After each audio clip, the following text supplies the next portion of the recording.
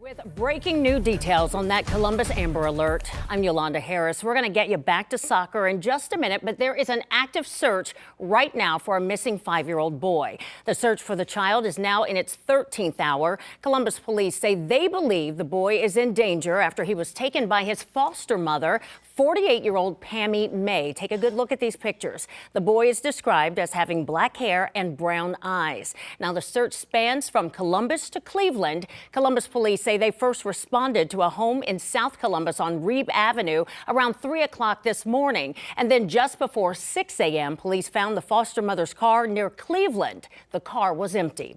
Now, at this hour, Columbus police say officers are still at the home in South Columbus. Plus, CPD says canines and federal and state partners are getting involved in the search for this 5-year-old child and his foster mother.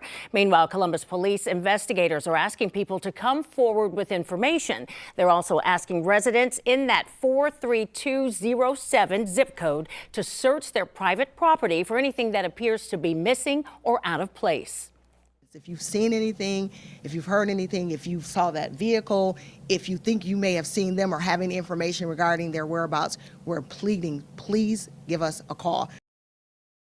10 TV has live team coverage. 10 TV's Doug Petcash is talking to Highway Patrol. But first, Tara Jabor is live at the scene where that home is, where all of this started in South Columbus early this morning. Tara, the search has expanded now, right? Yolanda, absolutely it has. We have seen neighbors come out of their homes all day just getting a look at this scene.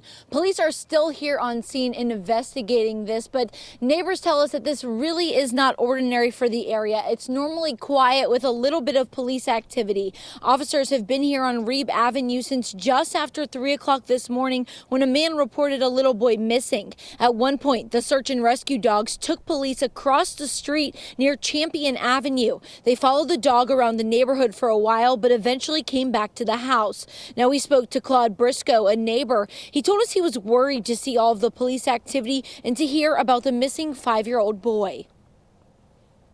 It's very disconcerting. I coach youth sports in this area for 30 years, so kids always are a concern to me. Hopefully that the child is okay and that he's returned safely, as would be the hope for just about anyone that's concerned. And coming up tonight at 5 o'clock, hear from a lifelong friend of Pammy May. That's the foster mother who police are also searching for. Why she says this is out of character for her friend. Reporting live in Columbus, Tara Jabor, 10 TV News. All right, thank you, Tara. Now let's go right to 10 TV's Amy Steigerwald, who's tracking the timeline of events and what we know leading up to now. It was 2 hours from when the call initially came in to when the Amber Alert was sent out. At 3:03 a.m., a call came into CPD. Within 5 minutes, at 3:08 a.m., officers had arrived on scene. Officials say they searched the home for Darnell and didn't find him. By that time, it was 3:18 a.m.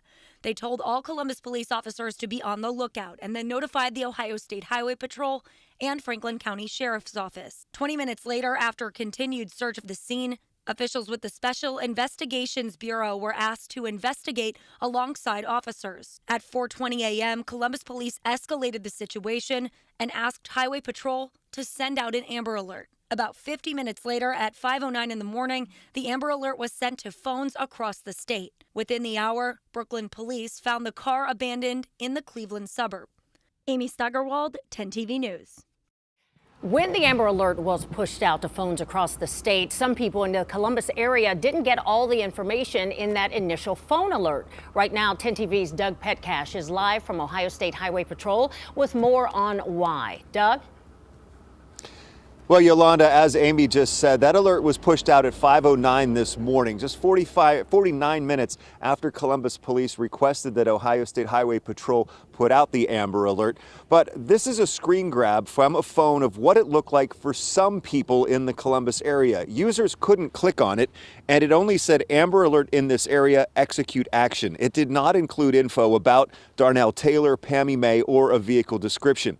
Ohio State Highway Patrol sent us a statement about the issue issues with that Amber Alert notification. It says, this morning, the Amber Alert system was activated. We quickly identified that not all cell phones in the Columbus area received complete information. Immediate corrective actions were taken to ensure full dissemination thereafter. Despite this, our system's redundancies guaranteed that all critical information was successfully shared with safety services, law enforcement, and our media partners. Now, other people we talked to did receive the full information in their text alerts. Reporters also asked Governor Mike DeWine about the Amber Alert this morning. He says he received it but didn't click on it, so he wasn't aware of the issue that some customers had with the details in the Amber Alert. But then he said that these are things they are going to look at once they know the facts. Live here at the Ohio Department of Public Safety, Doug Petcash, 10 TV News. All right, Doug, thank you. Well, here's one more look at the child and the foster mother police are looking for. If you have any information that could help police, you're asked to call their tip line. That number is 614-645-2228. 614-645-2228. So make sure to stay right here as our continuing team coverage of this Amber Alert will pick back up starting at 5 o'clock here on 10 TV News. Also breaking right now, the jury has the case. More than 3 years later and after 9 days of trial, jurors will decide the murder case against former Franklin County Sheriff's Deputy Jason Meade in the death of Casey Goodson Jr. 10 TV's Lacey Crisp was in court as both sides gave their closing arguments today. Lacey? Well, jurors officially got the case at 1:23 this afternoon. Now, jurors listened as the state gave their closing arguments and rebuttal statements, and the defense closed as well. Now, those arguments were a chance for each side to tell their story again and to summarize and highlight what they think is important to the case.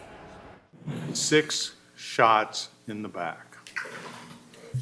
No matter how Mr. Collins and Mr. Nolder twist and turn, it is still 6 shots in the back. December 4th, 2020, ladies and gentlemen. It's a tragic day. It's a sad day. It's a tragedy that affects this courtroom, ladies and gentlemen.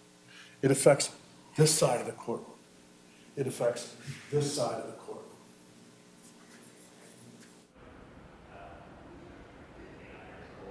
So the jurors have already come back 2 different times with questions. They asked Judge Young if they could have a copy of Meade's statements, his written statement that is, a professor's report, the defense expert's report, and an exhibit list. To that, Judge Young said, no, you have all the evidence you're gonna have.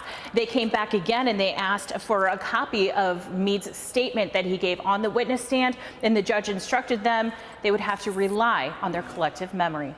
Reporting live, Lacey Crisp, 10 TV News. All right, thank you, Lacey.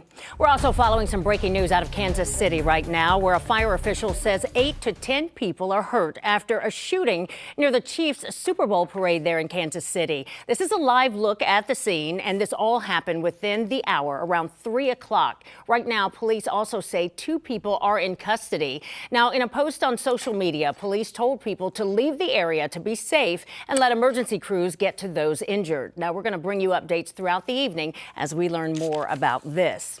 Tonight, Ohio State men's basketball coach Chris Holtmann is fired. The university just announced the news in the past couple of hours. Holtmann served 7 years as the head men's basketball coach, and he still has nearly $13 million on his contract that will be paid out. Assistant coach Jake Diebler will serve as the interim coach through the rest of the season. Now, a news conference with athletic director Gene Smith is planned tonight for 6 o'clock. We're going to continue to follow all of these breaking stories as we learn more. We're going to update you on the air coming up at 10 TV News today at 5 and 6. It is a busy news day. Plus, you can get push alerts sent straight to your phone. If you don't want to miss anything, download our free 10 TV News app in your phone's app store. It is free. Now let's get you back for the second half of the game.